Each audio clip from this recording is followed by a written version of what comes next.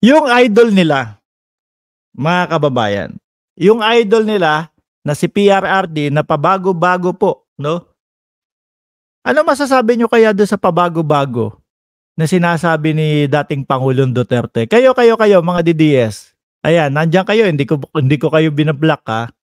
Oh, ano masasabi ninyo doon sa pabago-bagong isip ni Duterte? Naglalaro ng chess ang Grandmaster? Gago! Yun ba yun, John? Yung sasabihin, bangag si BBM. Tapos kinabukasan, hindi bangag.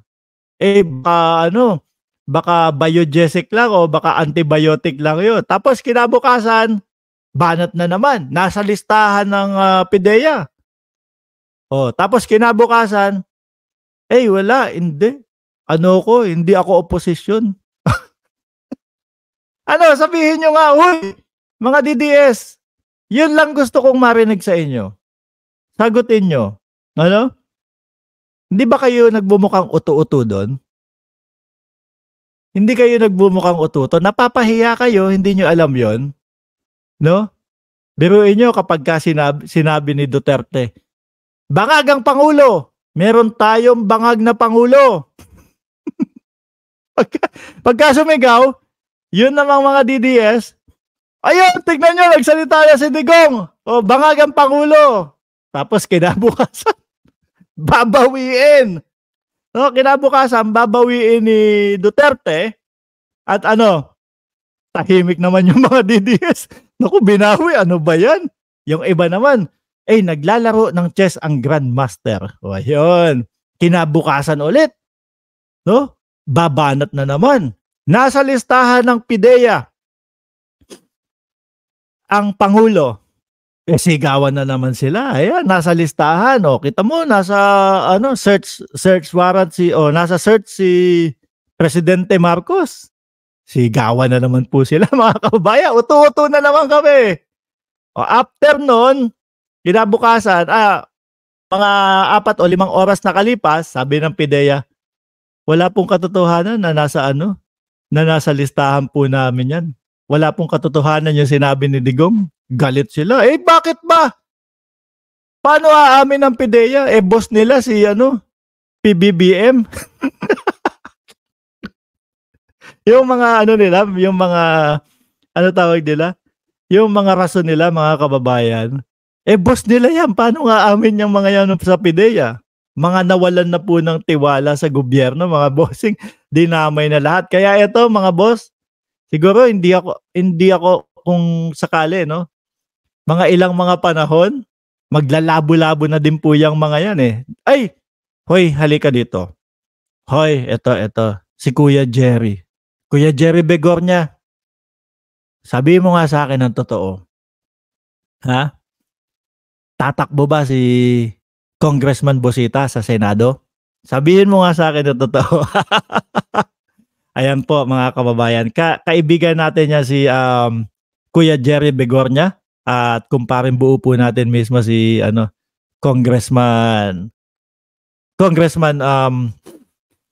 nakalimutan ko pangalan. Congressman Bosita po, mga kababayan. Na talaga namang hindi nagkamali ang taong bayan na ihalal po bilang isang kongresista. Nakita nyo naman po, no? Talagang madami lalong humanga. Kung dati po, hindi pa nakaupo, ang dami nang humanga kay Congressman Bosita, lalo po nung nandun na sa Kongreso. Talagang kasama si Dan Fernandez, ayan mga. Oy, Kuya Jer, ano ba?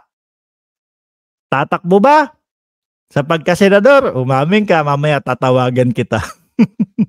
Anyway, mga kababayan, ito nga po, no? Si PRRD, hindi ako oposisyon.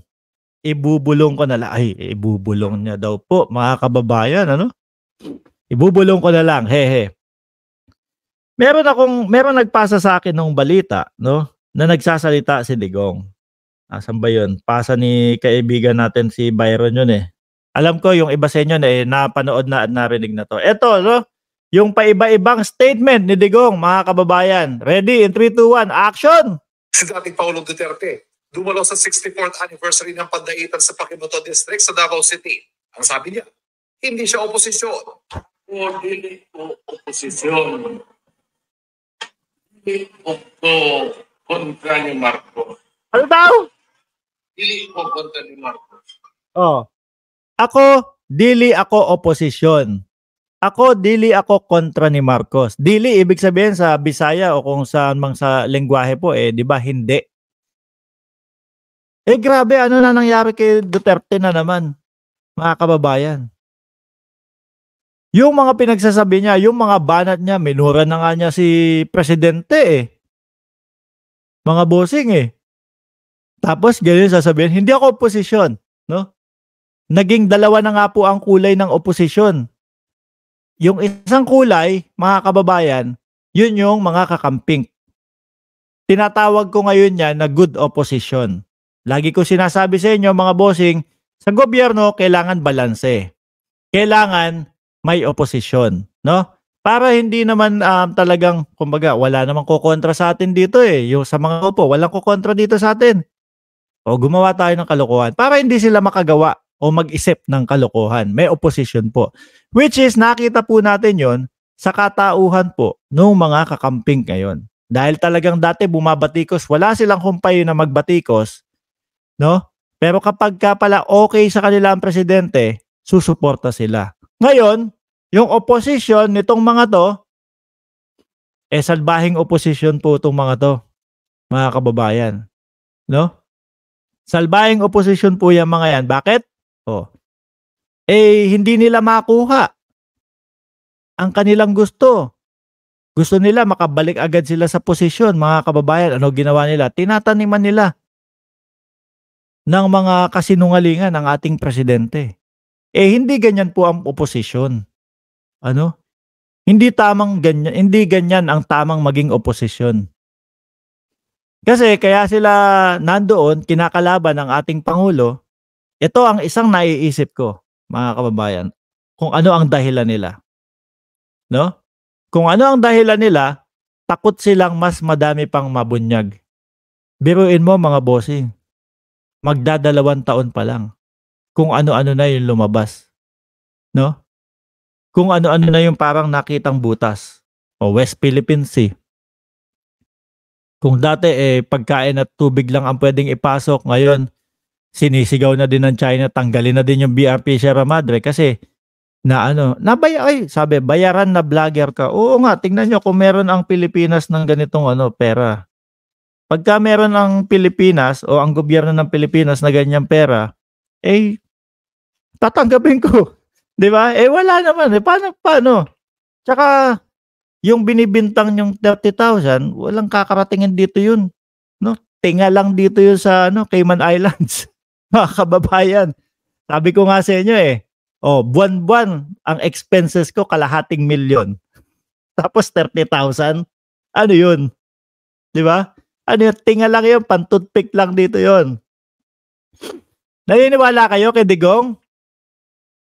Dili ako oposisyon at dili ako kontra kay Marcos.